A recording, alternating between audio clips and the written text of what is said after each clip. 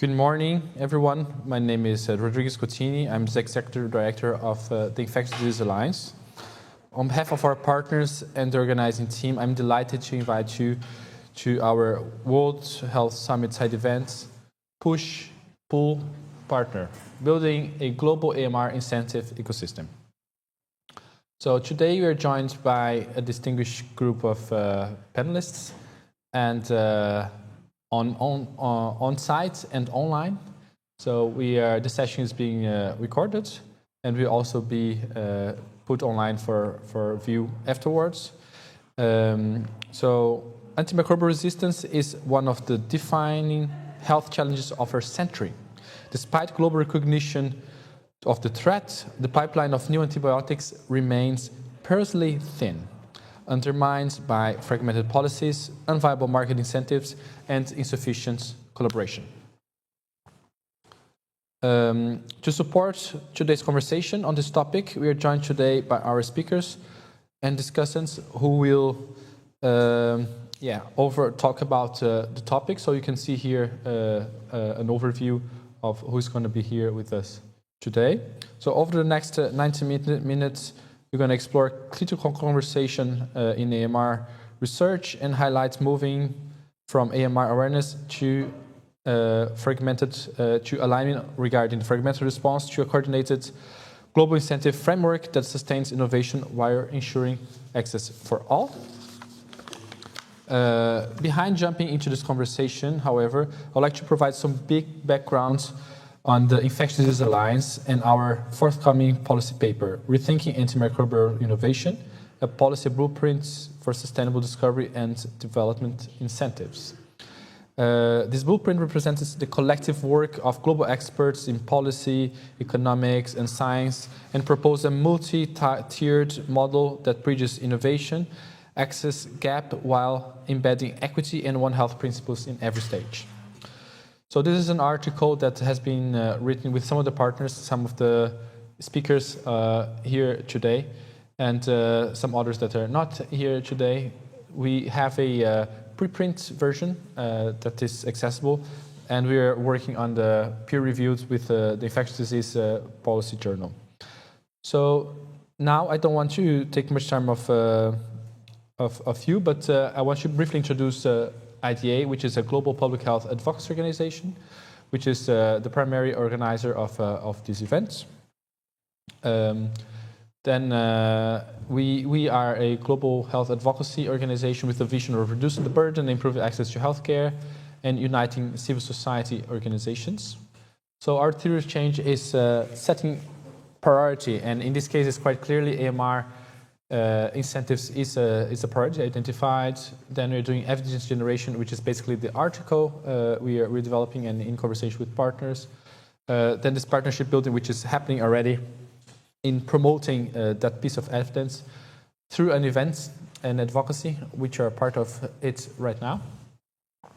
And then do policy collaboration to advocate for those incentive models that we are speaking about.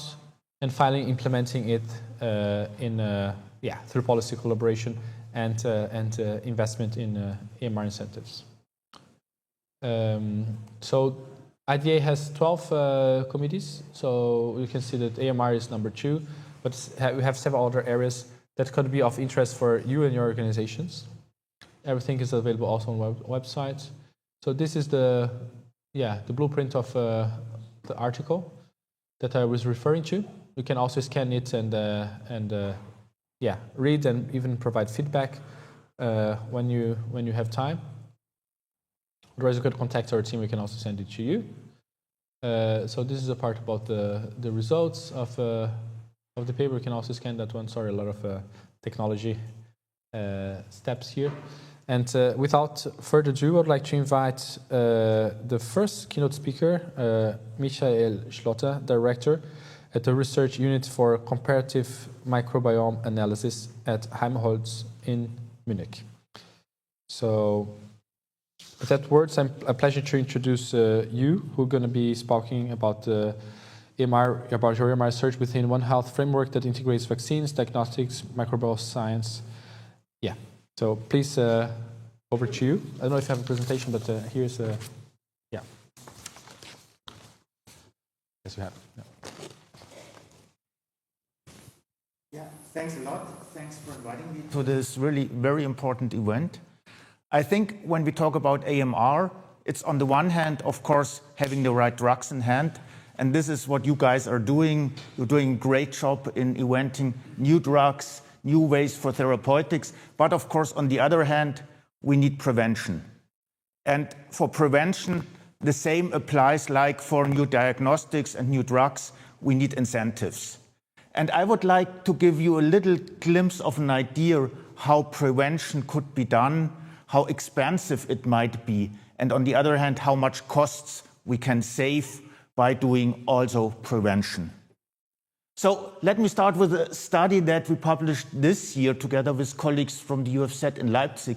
We investigated the gut microbiome of ancient people living in the pre-industrial age compared to people living nowadays. And we were focusing on the presence of antimicrobial resistant genes. And here you can see the ancient people, and you can fairly see that there is no antibiotic resistance occurring 200 years ago. Now, when we move to people living nowadays, you can easily see, depending on their diet, the amount of antimicrobial resistant genes in their gut is significantly increased. And you can also see that depending on the diet, the frequency and the abundance of these genes is very much differing. You can, for example, see when you eat more meat, you have more antimicrobial resistant genes in your gut microbiome compared to when you only eat as a vegetarian or as a vegan. So the first take-home message is, and I think this does not cost anything, think about your diet, because your diet strongly influences the abundance of antimicrobial resistant genes in your gut. And this is, of course, a very, very important risk factor, because when you consider that these genes can be transferred to pathogens, once the selective pressure is increasing by giving antibiotics, then it is obvious the more genes you have of this kind, the more risky it is that these genes are transferred to pathogens, which then become resistant. But why is this the case that we have this very strong increase in antimicrobial resistant genes? And this is a study we did with Klebsiella, which is one of the most important, let's say, escape organisms, which is also highly triggered by antimicrobial resistances. And of course, we have two sources, and this is the wastewater, not only coming from clinics, but also coming from households, and it's the animals and it's the manure. And the manure is applied without any further treatment to the field. And also the wastewater is not very well treated in terms of antibiotics. So what happens is that all these antibiotics come to the environment, they accumulate in the environment, and when they accumulate, there is a strong selective pressure that there is an increase in antimicrobial resistances.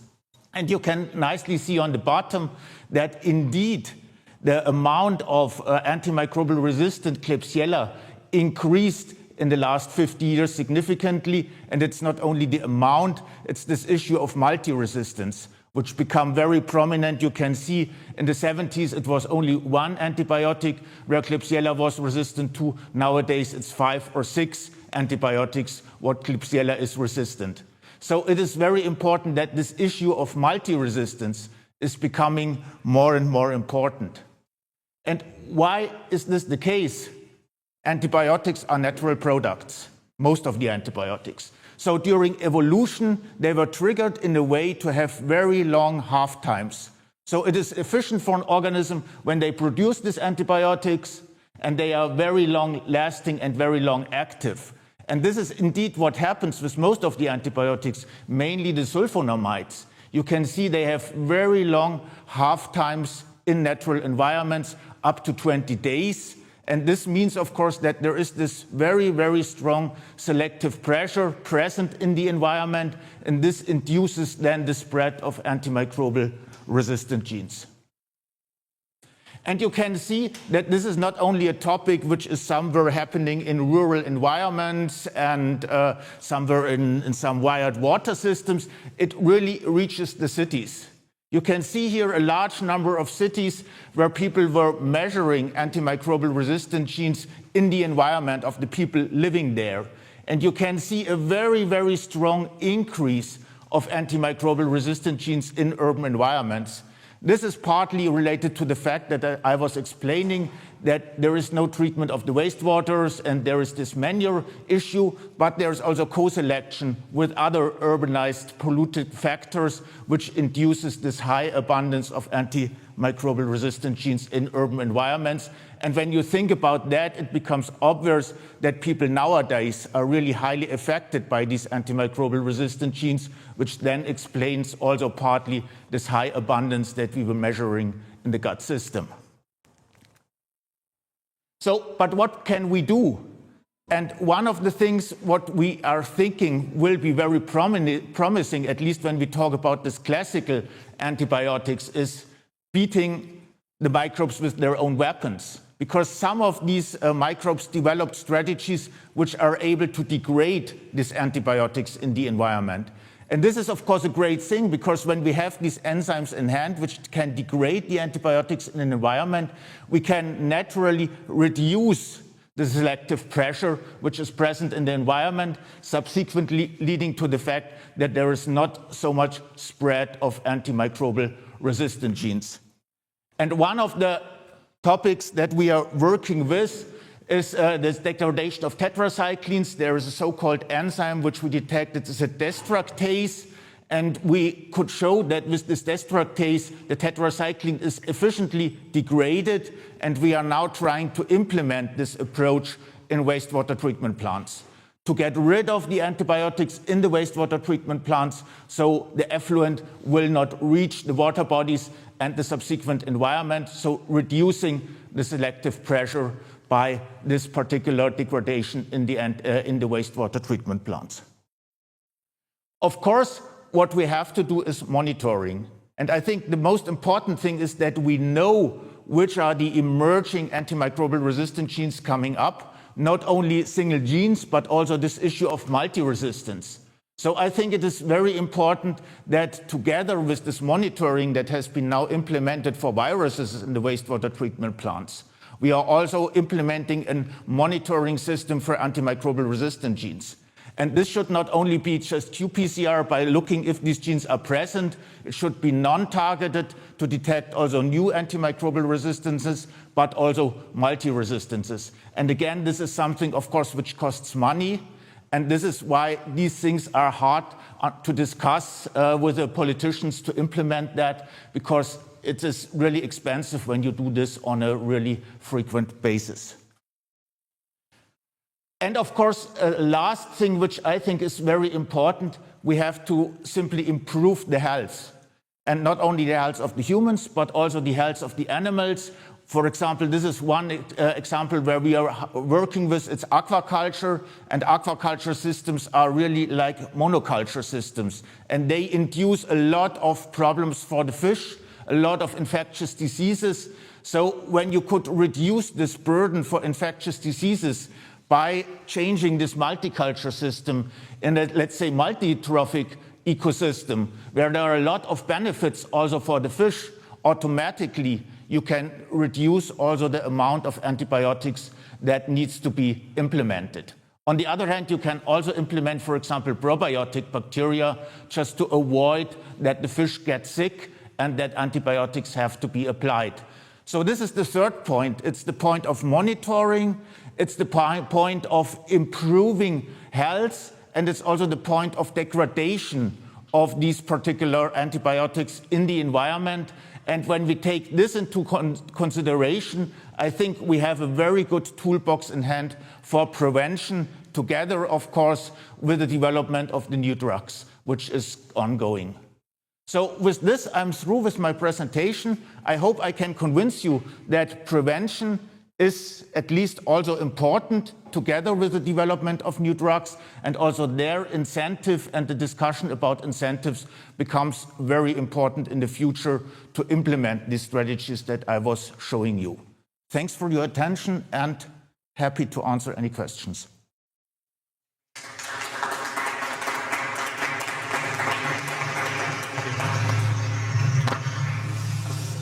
So thank you, Michael. Now I will give the floor to the next. Maybe let's take a question if you have any. This is a good point. Does someone here on the floor or in the online has any question regarding his presentation or any comment? The panelists can discuss it during the panel session. Simone, yeah.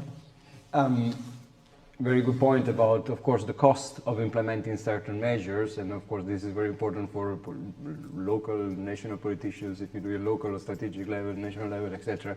But it's also important to highlight, to stress on the cost of non-action as well. So I don't know if there's any evidence that you can share, but I think this is an important point, not only stress, but on the difficulty of applying certain solutions. You're totally right. And socioeconomic costs increase far more than the direct costs, which needs to be given for the implementation. However, the socioeconomic costs might emerge in 10 or 15 years. The costs that you have to apply are right now. And this is, I think, the big issue, that in many cases, politicians just think about 5 or 6 years periods. But we are talking now about a period of 15 to 20 years. And when we think about what the WHO prognosticates that in 2050, which is 25 years from now, most people will die of infectious diseases, then somehow this problem was turned back, because there is now a lot of other emerging problems. And most likely people will open this box maybe at a time point when it's too late. Can definitely continue this conversation in the panel. Thank you, Michel. Right now, I'd like to invite our next speaker, which is the one who just asked the questions, Simone Mancini from the Global Sepsis Alliance, who's going to be speaking on sepsis, the face of AMR, synergies and paradoxes of a common fight. So the floor is yours, Simone. Thank you. Good morning, everyone. Little disclaimer, I'm not a scientist, I don't have a medical background, so please, apologies in advance for any inaccuracy. But my objective today is a bit to crash the party, in the sense that we're talking about AMR, and but what happens often in the discourse about AMR infectious diseases is that we miss bits.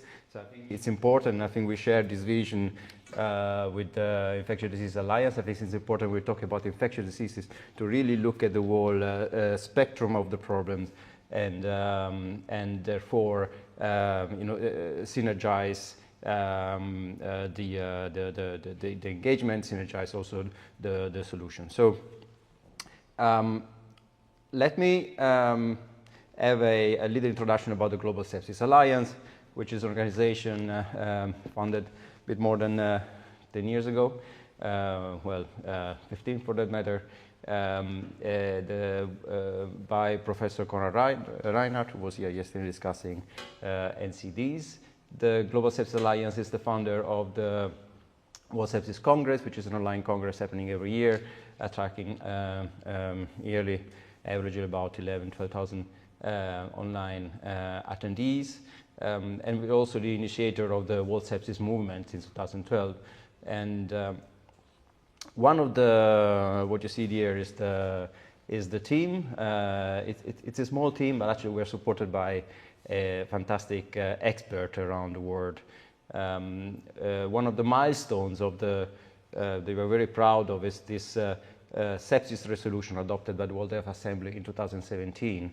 And in fact, the World Sepsis, this sepsis resolution exhorts member states to integrate sepsis in their health systems, also within their national AMR plans.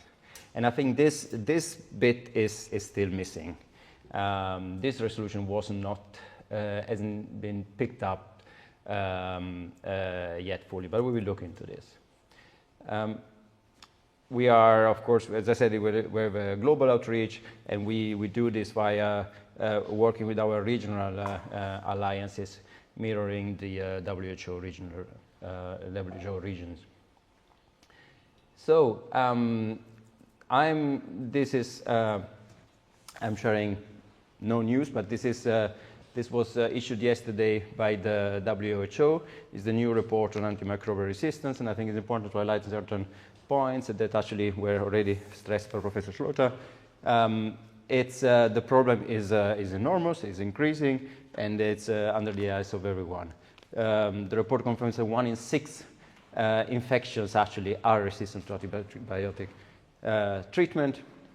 There's been a steep increase in resistance from 2018, and of course the most affected region, not unexpectedly, are the South Asian region, it's the Mediterranean region, but also the African region with 1 in 5 infections. As Professor Schloter mentioned, Klebsiella, E. coli are the leading drug-resistant bacteria that are found in bloodstream infections, and these actually, what this says, often lead to sepsis. So these are the main actually pathogens leading to sepsis. So you can see here already that the problems are intertwined. And what is interesting actually is these impressive figures that like 40%, 55% of E. coli and Klebsiella infections are resistant to the first choice treatment. And in the African region, this resistance exceeds 70%. So the problem is massive. This is other figures coming from, this has not been published yet, but it's been shared at the side event that we organized in New York, at the UNGA side event in September. What you can see here, these are figures from the Institute of Health Metric and Evaluation, will be published likely in November on the Lancet. And what you can see there is that basically what this map says is that respiratory infections actually are the main cause of death amongst the top 30 pathogens amongst all infections, all gender. So, and these are actually the pathogens that most often lead to sepsis. And this is exactly the pathogen, Escherichia coli, Klebsiella, which were highlighted also in the AMR report. So this is again to stress on the relevance of AMR for sepsis. Now, this was also published on Sunday. The new global burden of disease data, as we have seen yesterday, after the COVID peak, NCDs have climbed up the rank of leading causes of death in 2021. But as you can see again, after heart disease, stroke, and COPD, respiratory infections are, the top infectious diseases cause of death among infectious diseases. So now, what's been our response to this situation? Last year, at the European and the German Parliament, we launched the 2030 Global Agenda for Sepsis, which is the first global strategy on sepsis, trying to really look at the whole spectrum of the problem, highlighting the current status quo, current evidence, and proposing solutions. This was elaborated with the major global health stakeholders. As you can see, in collaboration, of course, with our regional alliance, we also had the technical support of WHO staff. Now, this is where we were starting from. These are the data from the 2020 Global Burden of Disease study on sepsis, that highlight really the massive burden of this deadly condition. And of course, as you can see, most of the burden happens in low and middle income countries, and affects especially certain population, including children under 5. And according to this data, basically at the time, 1 in 5 deaths actually worldwide are associated with sepsis. Now, starting with these pictures, we can already identify a couple of paradoxes. As we seen the importance of antimicrobial treatment in sepsis, of course, is clear to everyone. That's the first response to sepsis. But what we notice, despite the impact, and I'm going to show you actually also more striking figures, is the discrepancy between the burden, the evidence, and actually the political focus and on the solutions. And secondly, is what we see is that the response from countries, actually, most of the response happens in high-income countries, while, as we see, 85% of the burden is in low and middle-income countries. So there are definitely issues here that must be fixed. Now, in relation to AMR, you can see, basically, why we say, I said at the beginning, AMR is the face of sepsis is the face of AMR, because in fact, actually, what happens if you cannot treat an infection? Actually, the infections become actually very dangerous and develops into sepsis. And sepsis shock, most likely you're going to die, of course, of sepsis. You don't die of AMR, in fact. So, and I think it is important to keep in mind, because then if you want to solve the resistance problems, actually, in parallel, we need to look at, okay, what happens when resistance happens? And how do we solve that? So as I was saying, the response actually and the attention between these two problems actually is not balanced. It's definitely not proportional to the problem we are talking about. These are the data from the Institute of Health Metrics and Evaluation and these are 2021 estimates, estimates based on 2021 data. We're talking about more than 21 million deaths from sepsis annually, compared to the 4.7 resistant associated. And this a bit reflects the proportion of the WHO AMR report identified in 1 in 6 infections broadly being resistant. There's also the one example, of course, we're engaging with policymakers, and some are picking up, of course, understanding the importance of sepsis response, and although mostly in Europe, unfortunately, and not unfortunately, but only. This is the Minister of Health of Belgium quoting actually our CEO in this quote that I mentioned before, that sepsis is the face of AMR.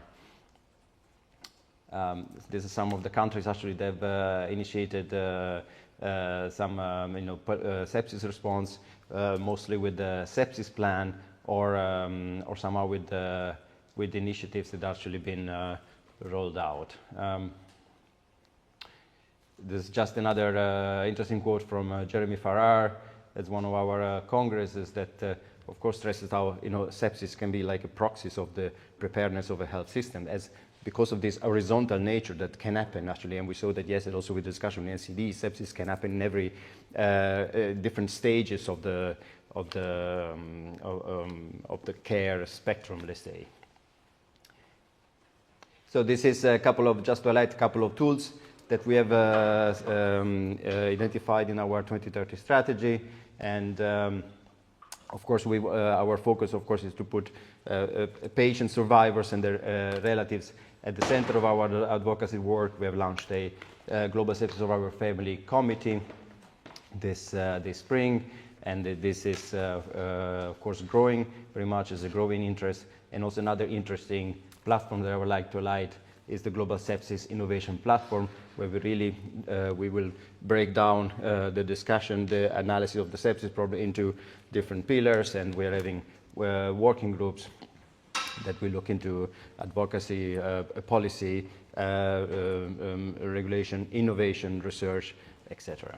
So please, should you be interested in joining this discussion, be part of the solution, contact us.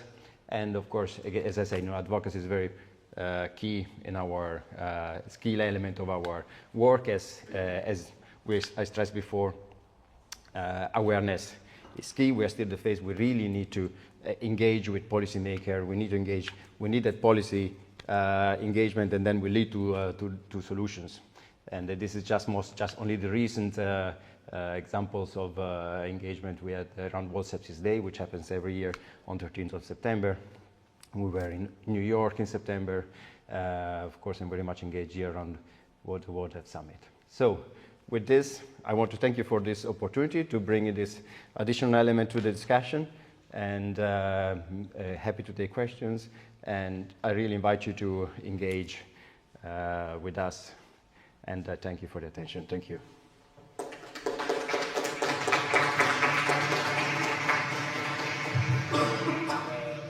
Any questions from the public so far? Your presentation was very good. Perfect. Perfect. Then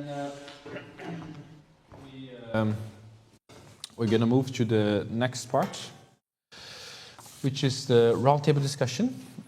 Some of the guest panelists will be online, some will be here in person. So I'd like to invite one by one to join the roundtable discussion called Incentivizing Innovation Strategies to Combat Antimicrobial Resistance and Revitalize Antibiotic Development. So the first guest speaker will be Dr. Adnan Ganci, Senior Program Director from AMR. If you'd like to take the floor. The next one I'd like to invite is Eric Venant, which is founder of Rollback Antimicrobial Resistance Initiative. Then online we have Rohit Malpani, Senior Advisor at GARDP. Yes, hi. Then the next one will be Professor Michael Schlotter, who spoke before, Director at Research Unit for Comparative Microbiome Analysis at the Helmholtz Munich.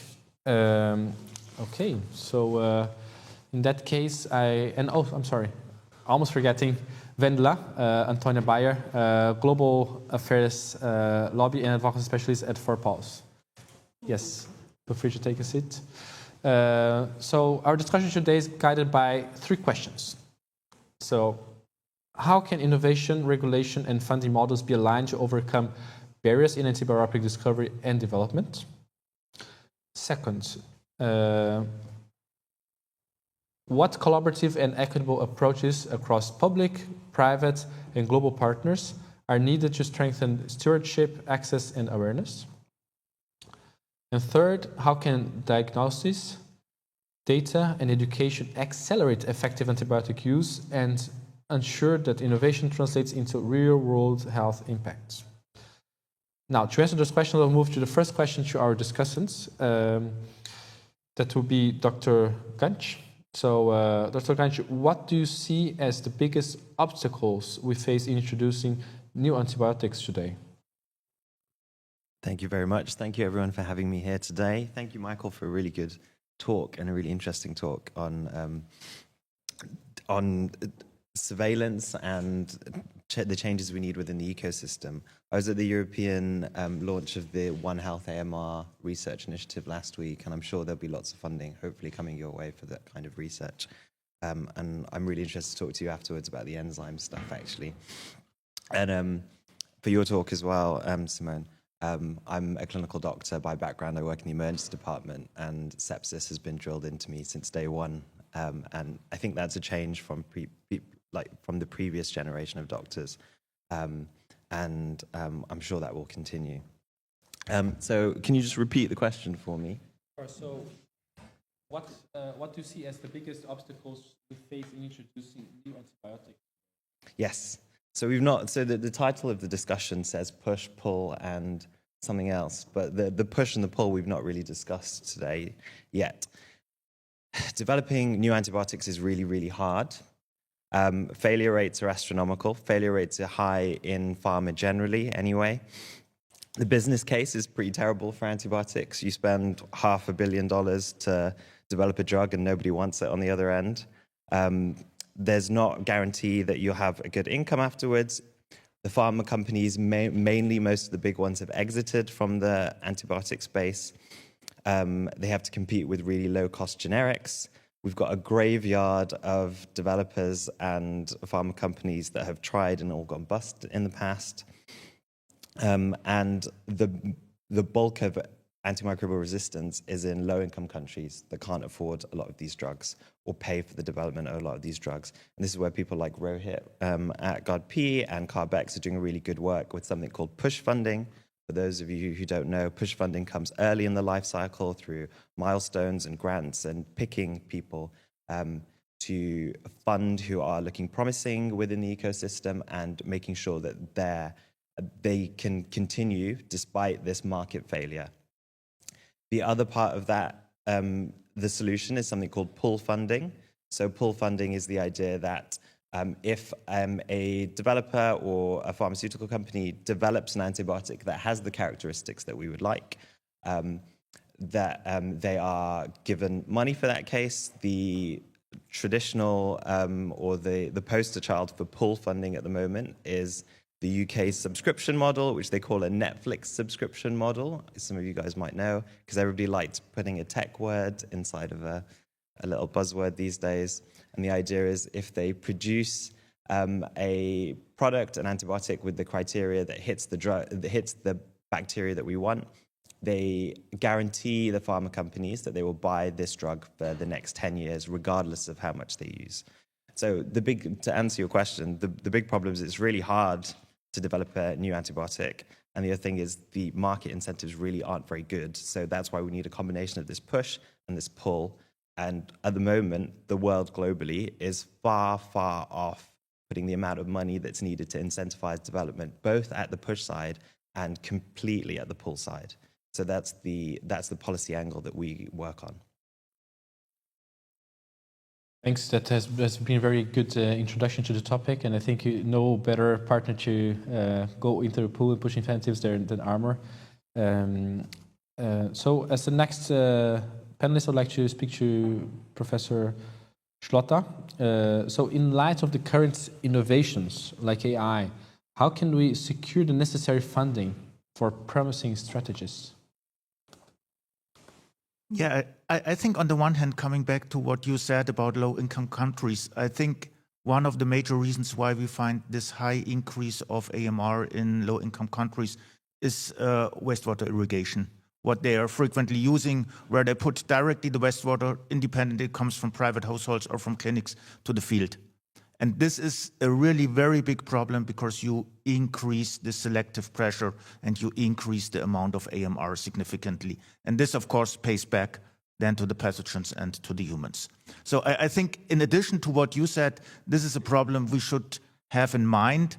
And I think what we need is databases where all this data about antimicrobial resistances, about multi-resistances, about also the organisms which carry these resistances, because this is important, because then we can predict what pathogens might be affected by a new emerging antimicrobial resistance.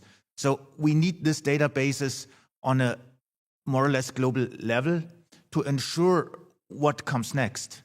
And I think to figure out then what are really the priorities, this is exactly what AI can do. And there are some very, very local databases where people did this very locally, but people, I think, did not understand, despite we had Corona, that things happen anywhere on this globe will feed back to Europe. It's just a matter of time. So having these global databases, and this, of course, costs money. And of course, this must be associated somewhere to WHO or wherever, where all this data feeds in. And then we have good tools, let's say, also for predicting what comes next. Because I think this is very important also for the clinicians, that they know what will happen in the future. And I think there we have to convince people far more, not only on this very local level where we can somehow interact with the governments, but this needs to be something which needs to be discussed, I think, on a very, very global level, because this is the only level where this topic, I think, can be efficiently addressed. Yeah, that's very, very good point. Thank you, Michael. So for next one, I would like to work on digital inclusion with Rohit Malpani. Thanks for joining us online. So GuardP is obviously a public-private partnership, and I would like to ask you two questions. So what can be the role of public-private partnerships in tackling antimicrobial resistance? So a very general question, existential question a little bit about GuardP. And if you can complement a little bit on what can we do to secure necessary funding for promising strategies? So a little bit maybe the point that Ganchi was saying about push and pull. So if you can link the two, it would be great.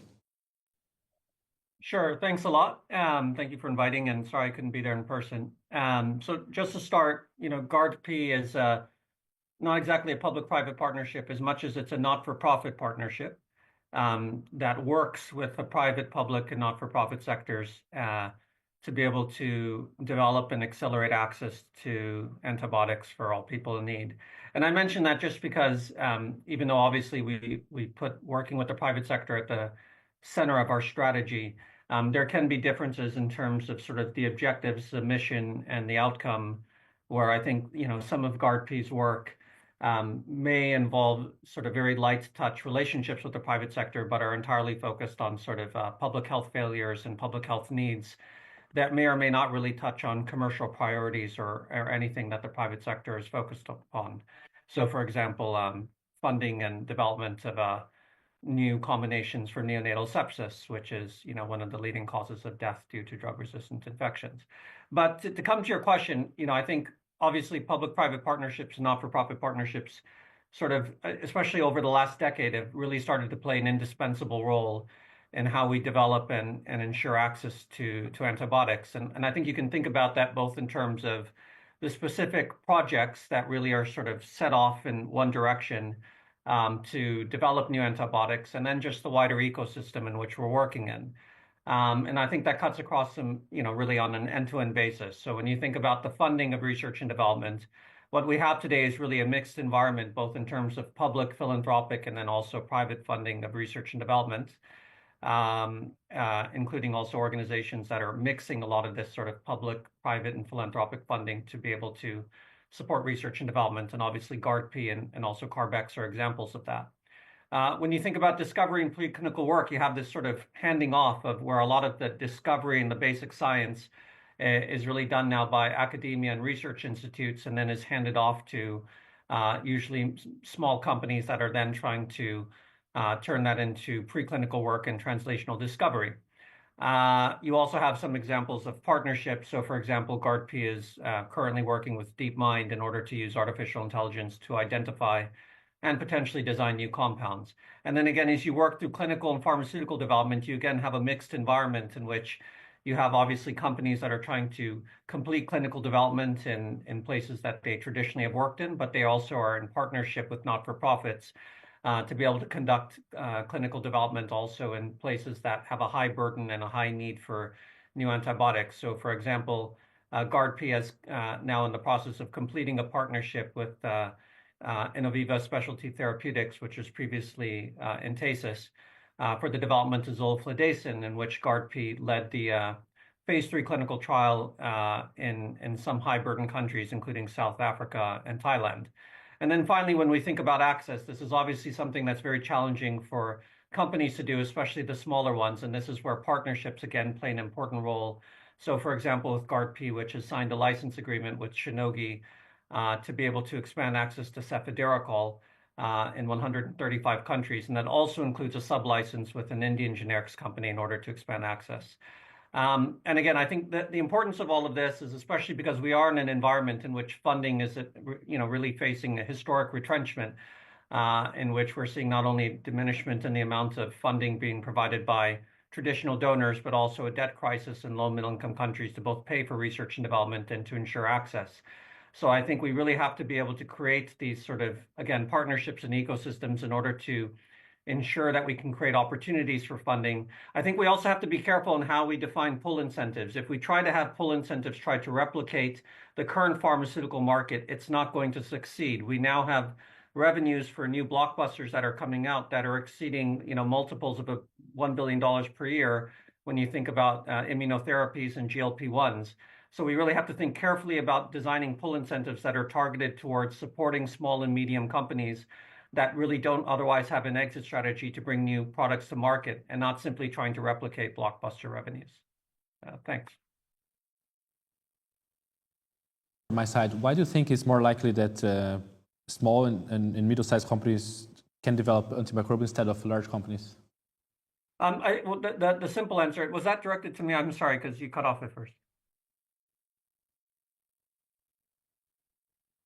That was directed to me, I assume. Sorry. Yeah. Okay. Well, I think there's a few reasons. The first is that there's been a significant amount of investment into small and medium enterprises, especially through Carbex and also through BARDA and a few other entities. And this occurred at the time in which I think there was a lot of sort of global consensus around needing to revitalize the antibiotic pipeline. There's also just simply the opportunity cost for larger companies, again, because a lot of the commercially attractive areas are so lucrative now compared to what can be earned in the antibiotic market, even including pull incentives, that it really doesn't make sense for the largest companies to be able to invest in research and development. Now, I think there's some nuance in this also. The first being that there are some larger companies that continue to invest in antibiotic development that have had a sort of history of doing so, and we can think of GlaxoSmithKline, or that are companies that are privately owned, such as Roche, which have had a long-term commitment towards developing new antibiotics through their sort of family ownership structure and want to continue to do so. There also is a large category of medium-sized companies which have a commitment towards developing antibiotics and that have a product mix that allow them to defray some of the risks, but also sort of don't see necessarily as high of an opportunity cost. And then I think that what we need to be discussing more is also just the number of new companies in India that are both developing new antibiotics and also have a healthy pipeline. And I think that also presents a different value proposition because their costs are much lower, and also the populations that they're targeting are the ones that often are facing the highest burden of resistance. And so I think we also have to be thinking more broadly about which companies can develop new antibiotics and not just what we've thought about over the last decade. Thank you. I think there's some very interesting points. I will come back to this topic. I think it's a key one for this discussion today. So now I would like to move a little bit to other perspective and bringing now Vendla Antonia Baia to the discussion, because I think there's always two sides of the story. Of course, you have the development of drugs, but we also have to avoid and prevent infections. And I think you have been very vocal in this space that preventing infections between humans and animals, it's a key point. So we'd like to hear a little bit on your health approach and how ForPulse acts in this area. Thank you. And thank you so much for inviting the animal health, animal welfare perspective into this conversation. I was so glad to hear your presentation, Doctor, because I'm always happy when I'm not the first person on a panel who points out, unless we look at the way we farm animals, we're going to be in big trouble when it comes to AMR. And I'm sorry for being so blunt. I'm probably the only person on the panel not having a PhD, so That's why I need to say it bluntly. And we, for example, we very often come across the issue of antibiotic stewardship in agriculture. And again, put very bluntly, stewardship is essentially using antibiotics correctly and using them only when they are absolutely necessary. And in agriculture, that means use antibiotics only when animals are ill. But what do we do when animals, on a massive scale, are systematically ill and antibiotics are routinely needed to treat them? We reduce the incidence of infectious diseases. That's the solution. We turn to prevention. And sometimes I'm just sounding dramatic, animals being systematically ill, antibiotics being used routinely. But the truth is that in intensive commercial production systems, that's pretty much the reality. Animals are kept in conditions that subject them to acute and chronic stress conditions, such as being unable to express natural behavior, not having access to outdoor natural environments, being overcrowded. And all these conditions, they subject them to continuous stress, which leads to suppressed immunity, which leaves the animals more susceptible to infectious diseases. We have a prevalence in infections, and we need to treat them with antibiotics. That is the cycle. So what's happening actually in our food production systems is that, in essence, antibiotics are being used simply to compensate for inadequate keeping conditions of animals. And that's, of course, not good antibiotic stewardship. And that's why at 4PAWS we keep turning everyone's attention towards prevention and the need to prevent infectious diseases in our farming systems by addressing the contributing and predisposing factors for infectious diseases and essentially fixing the contributing and predisposing factors for infectious diseases. That's just a very fancy way of saying improving animal welfare, ensuring good animal welfare in farming. And I want to turn again to your presentation because you mentioned at one point aquaculture, and there are, I have an example in Egypt, sorry, I always forget the what was it?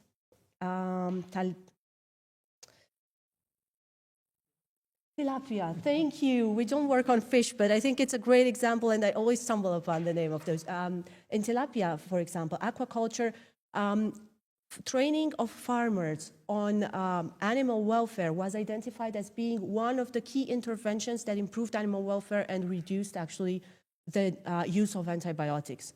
But we have more examples in such areas. In the Netherlands, using slower growing poultry breeds and reducing stocking densities has reduced antimicrobial use in poultry farms. In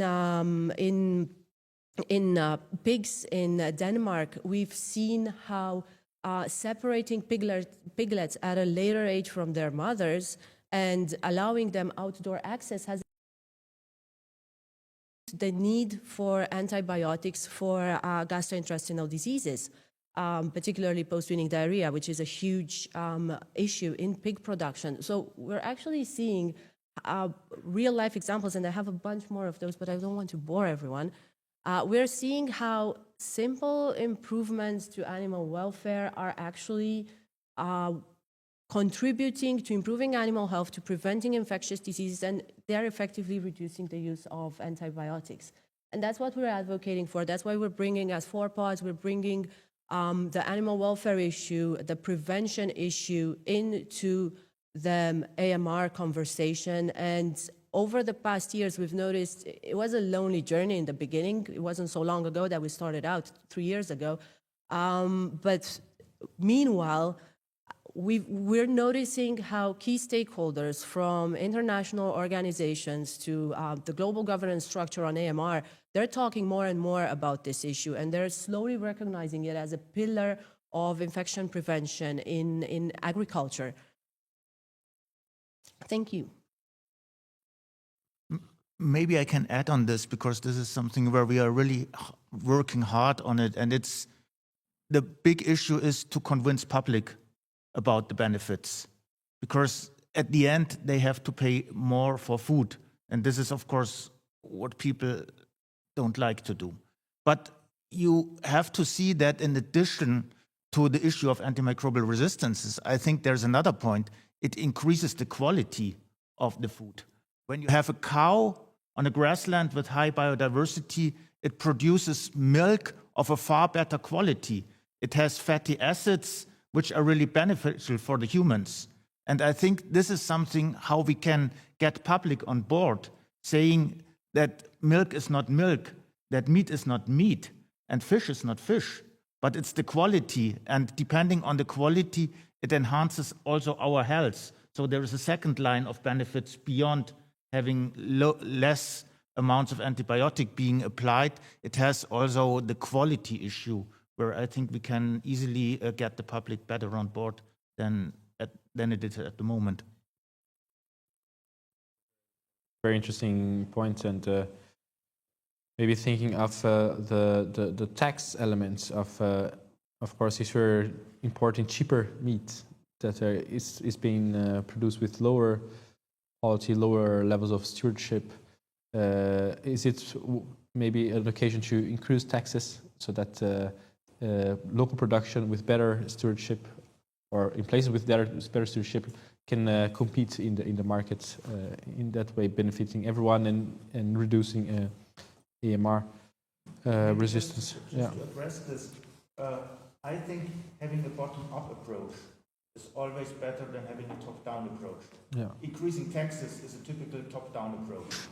Convincing people that there is a benefit is a bottom-up approach. So I think working on this really issue of taking people on board and convincing them is far more important, and we had this in many different other areas, like increasing prices for fuel and whatever, where people are not taken on board. I think we should learn from these mistakes and taking people far more on board from the very beginning, and I think we have the best arguments in hand. Maybe we end up with a low antibiotic certificate for meat in the future. Who knows? That's actually more tricky than you'd think, because just using reducing the use of antibiotics without fixing the issues that cause infectious diseases can actually lead to increased morbidity and mortality in herds, and it can cause losses to customers, to farmers. So that's why we need both ends of this story, and that's why I'm so glad that you mentioned also the bottom-up approach and the support that needs to be provided on a community level to farmers, and to plan and implement infection prevention strategies that include animal welfare in manners that are always adapted to local realities and to the realities of the production systems, because we have such different needs and such different priorities for animal welfare, for example, whether we're talking about global north or global south, large scale or small scale, pastoralism or something else. We need to look at different things, and there needs to be this really bottom-up support to improve farm animal welfare, to improve prevention, because this is also what reduces morbidity, reduces mortality, improves the resilience of food systems, and brings also co-benefits for the farmers and the communities who depend on them, especially in smallhold farmer settings. It's a very good point. Thank you, Vendela. I will move on to the last speaker. I was waiting patiently for the question. So, Eric Vendent, how to roll back on antibiotic resistance, and what can be done to better address the current AMR crisis? So a very general question. So maybe you can present a little bit of your work. Yeah, thanks so much for having me, and also thanks so much for bringing issues around antibiotic stewardship as well as the bottom-up interventions. And it's really interesting discussions on how we can bring communities and foster the public engagement. And I think that's one of the key priorities on how we can engage the communities to sustain positive behavior change. And I think we really need a whole of society approach. Based on our work and experience, we have been approaching this with an intergenerational aspect by engaging the community members, engaging the children, engaging the youth to advocate for best practices at the family level, as well as engaging the community members and community leaders to support the adoption of these best practices. But then we really need to go beyond the traditional approaches when it comes to the public engagement, and we really need to embed behavioral science to ensure that there is sustained behavioral change at the bottom level, taking an holistic approach. Then I would also like to highlight on how this could be successful, especially now where there is challenges around financing of national action plans on antimicrobial resistance.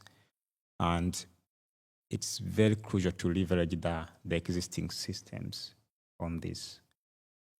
In September, the WHO released the technical guide on how to engage community healthcare workers in antimicrobial resistance. So these have been very critical, for example, in addressing other health challenges like TB, malaria, child and maternal health.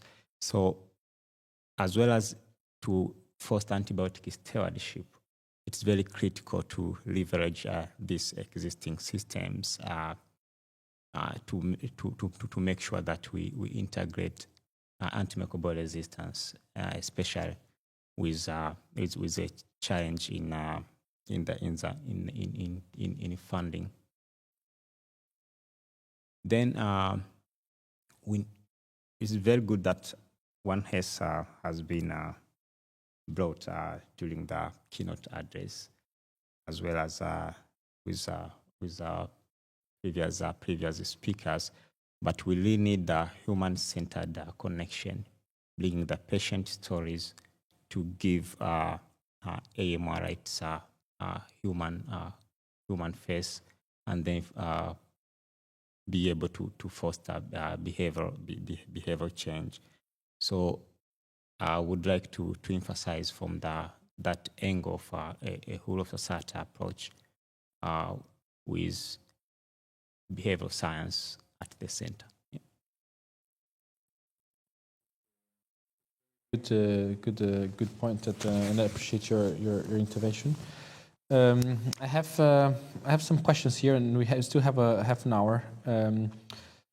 I think I would like to talk a little bit about, before moving back to pull and push incentives, and I think the article we have been focusing on has been, of course, talking about incentives, but not forgetting the stewardship, because there's no use of new antimicrobials that are going to come back to reality and develop quickly resistance. So I think that point it's been very, very key. Now I want to talk a little bit about diagnosis. There's no specific person. Feel free to raise your voice when you want to touch it, and also the public. Looking here at the Club of Sepsis Alliance, if you would like to talk a little bit about diagnosis, if you feel comfortable.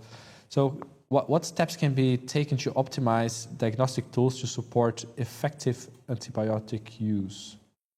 Talking about point of care, general diagnosis. Is someone comfortable to start telling a little bit about what you think of the importance of diagnosis in this process? Yeah, open to the floor. No, we can. Yeah. I can go. Yes. So, I think it's very important to ensure you have affordable diagnosis, and this is very critical for prudent use and judicial use of antibiotics, not only for prescribers, but also from my perspective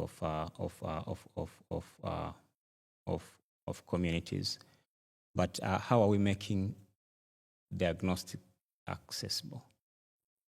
And this has been a challenge, but we can take some of the successful models and examples, for example, in malaria, where there's been innovation around the rapid diagnostic test. But how could we leverage that also in other diseases and other challenges to make sure that there is equitable access of diagnostic, but also affordability around the diagnosis. Yeah.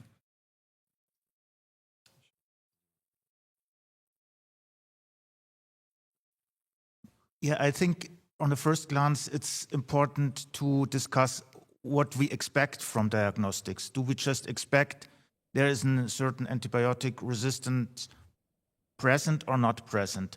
Or do we expect more? Do we want to understand multi-resistances? Do we want to understand which organisms carry the resistance?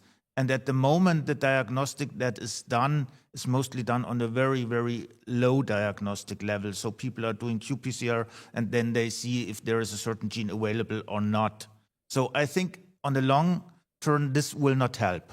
We definitely need more sophisticated tools where we can really say this is multi-resistance or not, where we can identify the particular host.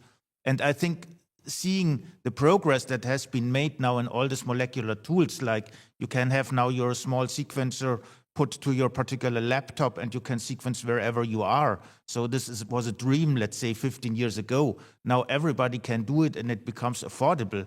I think we have to bring this also to the people to say that these tools are available. And looking, for example, what happens in the Netherlands, where people going to the hospital, there's a diagnostic if they carry multi-resistant bacteria or not, and if they carry, they come to a specific place at the hospital to avoid that there's a cross-transfer of these organisms to the other patients. So this is a very, very perfect example, and it works pretty well. And the costs are indeed not as high, but I think this needs to be transferred to the people, and I think this is a joint effort of all of us, not only of the scientists, but also of the other people working in that field, to show that these tools are now affordable and they give a very, very big benefit compared to a simple monitoring of just particular genes that we already know. Just to jump in, sorry. Oh, go on, Rohan. Thanks. So just quickly, this is something that, you know, as an organization that is focused on accelerating access to antibiotics, we recognize is a major gap. So one thing that GARDP has done is working with other organizations to launch just a few months ago something known as the DX AMR Collaborative, which is intended to be a global platform to really deal with, you know, all these different failures we're seeing right now in the diagnostic space with respect to access and effective use of diagnostic tools. And this is involves a series of different partners, but it is trying to work around 5 priority areas. So innovation and evidence generation, so essentially identifying fit-for-purpose tools, especially for low and middle-income countries, to be able to focus on access and market shaping, to look at the broader ecosystems of policy and economics. So how do you ensure that, you know, these diagnostics sort of have the right sort of business case for getting integrated into national action plans and health budgets, how to construct the right country capacity, and how to think through regulation and governance. And so this is still very much at the front end. It is being sponsored by the Fleming Initiative, and it is coordinated by a couple of institutions based in Ghana.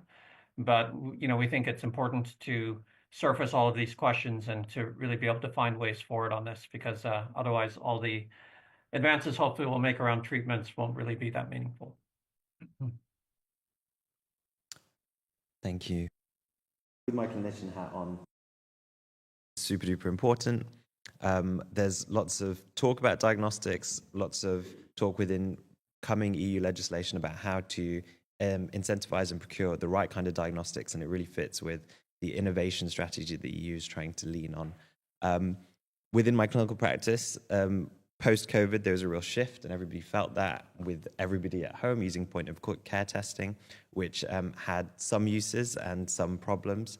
So having the right sensitivity and specificity in terms of testing and knowing, is this is this a point of care test, or is this a diagnostic for a clinician? Is it for the health system? Is it for surveillance? They're all important questions, and being able to model the economic impacts of that and whether a country or a lower middle income country should invest in that is quite difficult, but it's work that needs to be done. And I'm sure with the One Health initiative, more money will be going into that. Yeah, the other thing to say is adequate prescribing is done poorly in lots of countries already. Adding an extra layer of cost, which is the diagnostic itself, is difficult because you're asking both the person who's buying the treatment to pay more for the treatment. So where is the money going to come from to add that extra layer of decision making? I don't know. And I think a lot can be done just at a very simple level of training healthcare workers to do better and having good surveillance systems and auditing systems for that to happen as well. And all these things will happen in conjunction with each other, I'm sure, because this is a really multifactorial problem. Maybe just to add on this, because you just mentioned the different areas where diagnostic is done. I think when we want to take benefit, I think we have to standardize it. I think having a diagnostic for the clinic, which is independent from the wastewater, which is independent from the agriculture, will not help. I think we need a unified pipeline for diagnostics independent from the area where we are working, and this could feed into this database, which I was talking about in the future, and this will increase the amount of data being in this database exponentially at a certain time point. So I really think we have to go in the direction where we can really define these standards independent from the area, because what happens is exactly what you say at the moment. There are people in wastewater treatment plants who try to develop standards, and these are totally independent from the standards in the clinics. So at the end, you get two data sets and you cannot merge them. So I think this is a really very big problem that we should try to merge and unify the data sets that we get out. That's a very good point. I'm happy to continue this conversation with you afterwards. Now back to this very important point of again, like AMR develop incentives. I want to focus a question to Rohit Malpani and to Ganchi on the fact that, I mean, where's the gap in the final like delivery of antimicrobials? We have like from the first phase in investing into discovery, identifying possible candidates, to the final development and approval and delivery into markets and introduction in a certain pace. Where are the gaps in your view? Of course, you are also focused in different areas, but if you could do the whole cycle, what is the gap between discovery to development that innovative incentive structures could tackle to develop new antimicrobials? Let's start with Ganchi. I think what we see is a massive market failure and then just not enough capital being put into this. So the biggest gap is the money and stumping up the money, and who's going to stump up the money and where is it going to come from, and people putting up the money for their fair share. And I think that money needs to be distributed across the whole pipeline at the beginning with push funding and with pull funding, really. And at the moment in the EU, discussion is being had about a voucher scheme, and we've done some analysis on the voucher scheme, and we probably need €1 billion per product, basically. And this voucher scheme is somewhere between 150 million euros to 400 million euros worth of incentive, and that's just for the EU's fair share alone. So everybody knows this is a problem. This is a problem we've been talking about for the past 20 years. Like Nobel Prize winning economists have written papers on this. We know what the solutions are. It's at this point, the gap is the political will to stump up the money to fix this thing. And often it gets watered down through time. And health isn't a priority at the moment. Defense seems to be a priority at the moment, or national security and onshoring production. So I think just having the will, and hopefully within the next budget for the MFF, which is the EU spending budget, we'll be able to have, we'll really be pushing to carve out that amount of money, because this is a really solvable problem. And all the other stuff that comes along, the stewardship, the surveillance, that's all really difficult as well. But this feels quite simple to me as someone who's not been working on it for very long, but having listened to all these guys. And I'd be really interested to hear what Rohit thinks about whether this is the key issue and what are the other issues on top of that.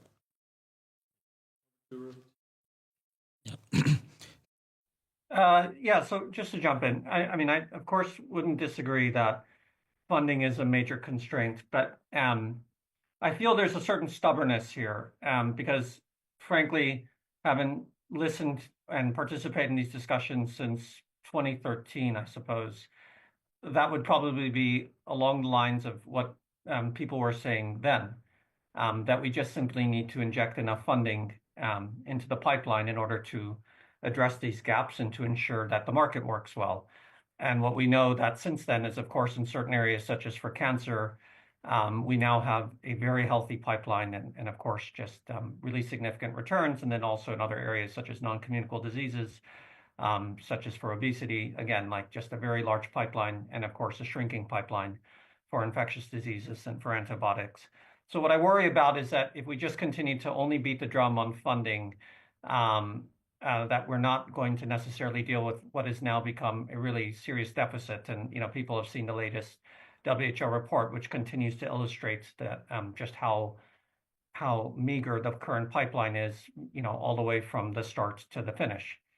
And so I think, you know, there's just some nuance that we'd want to introduce into that. So one already I mentioned is, again, that we have to think really carefully about the types of companies that we are trying to invest in.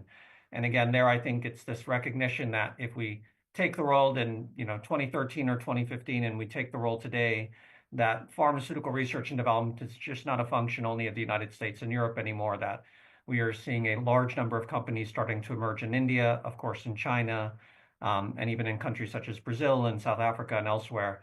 And so we have to really think more broadly about where we're going to develop new antibiotics, and especially I think from countries that are facing this sort of coalface of this problem and therefore also have industry and government that wants to address it. I think we also have to sort of not lower our ambitions, but also realize that there again may be low-hanging fruit. I think one of the things that gets ignored in all the discussion of funding and innovation is that actually, you know, there's a lot of opportunity in recycling and repurposing and combining of antibiotics that, you know, frankly, as we saw also in COVID-19 and other areas, have a much quicker sort of path from development to approval and to being used. And, you know, the safety profile, obviously, for a lot of these treatments is already well established. And the cost of research and development and the opportunity to be able to really address some serious problems we think is possible. And again, the example for GARDP of putting funding into taking 3 old antibiotics and examining new combinations of those antibiotics to address neonatal sepsis is a good example of that. I think there's also a little bit of a need to sort of be clear between push and pull funding. There's a belief that just simply, again, writing large checks through pull incentives will solve the problem. And, you know, the numbers grow from, let's say, $100 million a decade ago to now $1 billion and potentially more. And again, it is really important to have pull incentives. So for the companies that are developing antibiotics and are trying to bring them to market and to be financially sustainable, that we create those opportunities. But we should not be confusing that with trying to get larger companies that will never see a sort of commercial bargain to re-enter the market, and also recognizing that push funding at all stages of research and development gives us the flexibility and the opportunity to be able to plug a lot of these gaps that we see emerging for those companies that are developing antibiotics. And to add to that, it's also that the biggest gap from our perspective is one of equity. So we can develop new antibiotics, but we're not going to get access to those antibiotics where they're required. We're not necessarily going to test them in the populations that actually require access to those antibiotics. And we're not going to develop new antibiotics for children and babies or to label them for children and babies unless we have push funding for it, because it's just not going to be commercially interesting. And that means that, you know, for children who are 1 out of every 5 deaths due to AMR, basically resistance will set in before we actually are able to label or develop a formulation that's appropriate for children. And none of those failures, which I think are not market failures, but are public health failures, are going to be solved through conditions on pull funding. It's too much of a blunt instrument, and it doesn't get to the heart of the problem. You're only going to be able to do that by, you know, delivering partnerships and providing push funding, whether to companies or indirectly through not-for-profit partnerships or through clinical trial networks to be able to address those problems. So it's not just about restarting the market, it's about the equity of the market, and it's about seeing a broader set of both developers and solutions to be able to really address this problem. If you can answer like in really 10 seconds, if you had like $1 billion US today, and there was a huge AMR crisis coming with 50 million people dying a year, where would you put this 1 billion today? Would it be in developing a new compound, or would it be in choosing some key compounds and trying to develop and get approval? Rashid, Rohit. I think that's kind of a false dichotomy, because I think part of what we're trying to do is think about, okay, let's take mRNA technology, not to avoid your question. What did it take to develop mRNA technology? It took 4 decades of government investment to actually be able to build a technology and all of the early scientific discovery and development so that companies could eventually commercialize that technology. And that's what we're potentially missing here. Resistance is eternal, and the need to address this is eternal. So we have to be able to build the basic foundations and framework to be able to invest in antibiotic development, both through public sector development, and we know that we don't have the scientists now. They're still continuing to exit the field, and that's probably accelerating given all of the funding cutbacks and reductions in force that we're seeing in certain countries. And then we need to be able to create a healthy ecosystem of developers. So the answer to that to me is if we had $1 billion, we need to, I think as Anand was saying, we need to make sure that we're really sort of distributing this very broadly, because this isn't just going to be about developing one antibiotic for, when you have multiple needs in multiple countries. We really have to think about this as long-term investments over a long period of time. And the dynamic of a $1 billion investment is it's only going to go to those who ultimately pay for it, which is high-income countries. Sorry, not a 10-second response. Yes, a little bit extended, but yeah. Thank you. Someone of the panel would like to address those? Yeah, so thanks so much. I just wanted to add a special on the issue of equitable access. And I think one of the conversation has been on the push funding, trying to see on how innovators are being incentivized to come with the new antibiotics. And I think there's a good initiative with, for example, GAP and Cabrex. But one of the challenge that has been highlighted, it's keeping these developers and pharmaceutical companies, for example, existing in the market. And there is already good statistics regarding the financial distress and the cumulative loss that are leading to market failure and are leading to these companies to exit the market. So I think there might be also a more shift on pull incentives to see on how these developers and pharmaceutical companies are existing in the market. And that has a significant impact when it comes to equitable access of antibiotics. And we already had lessons when it comes to vaccines, for example. So if we might not address this with an equity lens, we might be able to develop new antibiotics, but then the access issue would remain a challenge. And I think this is where now it comes to these big farmers and big developers to work closely with small developers to build the capacity and ensure that they're having resources to keep existing into the market, and then we avoid the fragmented market and we avoid issues around market failure that would really manipulate equitable access. Very much. Now I would like to open the floor to the public, online and any person. So please feel free to post any questions you have online, and now's the time for people here in the room to ask questions if you have any. I'm also following here online if you have any. Maybe we can give a mic.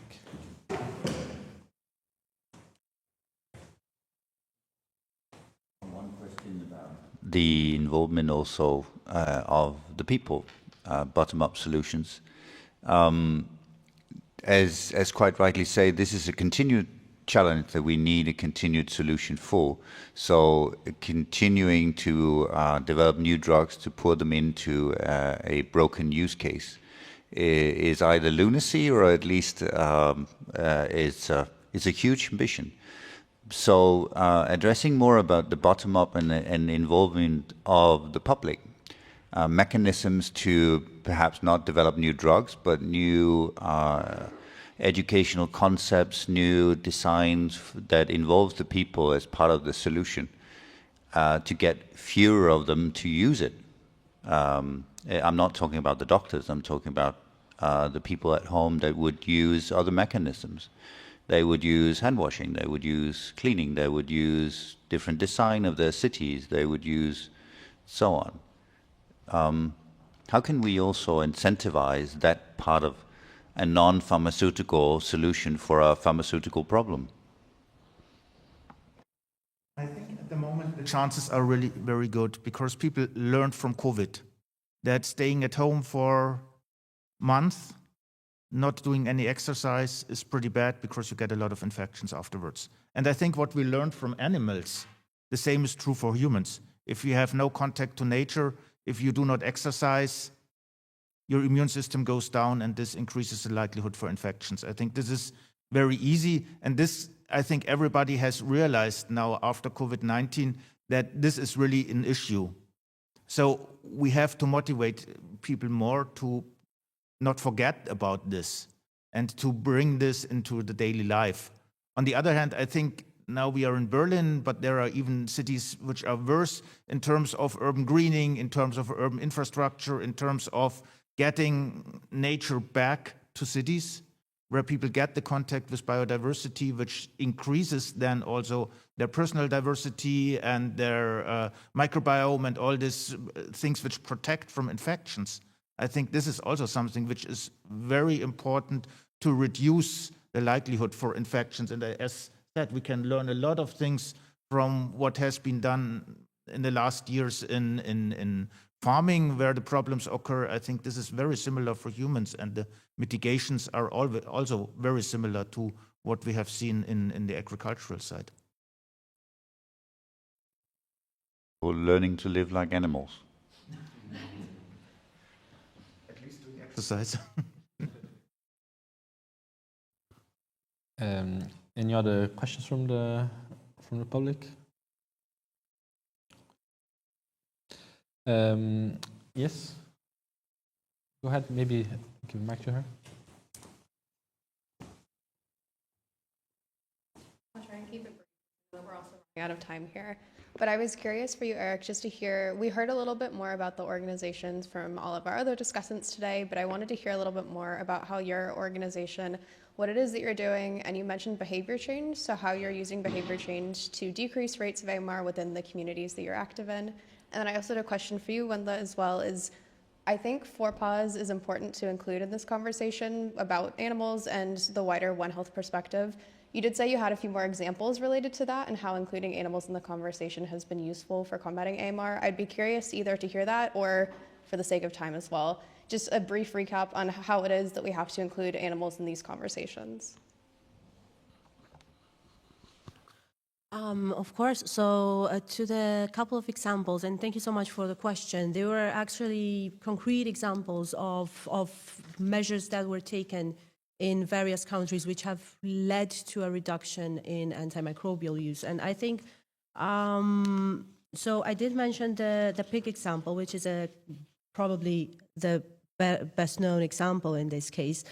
But also we have, there are studies on how reducing stocking densities in pig farms in Japan has reduced the use of antimicrobials directly, and how rearing of calves on pasture instead of closed off environments only has reduced respiratory and gastrointestinal diseases in Switzerland, and also, of course, the use of antimicrobials.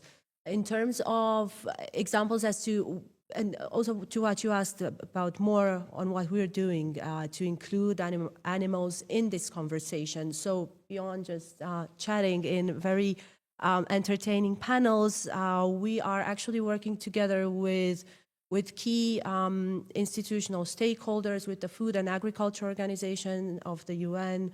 We are engaging with the World Organization for Animal Health. We are engaging with intergovernmental organizations, working together to integrate animal welfare concretely into AMR policies that are then being implemented, whether we're talking about trainings or broader policies at a global level, such as the Global Action Plan on Antimicrobial Resistance. I think am I already at the end of my time? Am I right? I don't mean to. I will just summarize. So I hope this answers your question. Happy to share more details afterwards. Maybe I mean, to the short time, we have to close the event. We can continue the conversation here over morning breakfast. And I would like to thank everyone for being here with us today. So now I would like to present my closing remarks and the call to action. So we have here 5 points on the screen summarizing the call to action for today's event.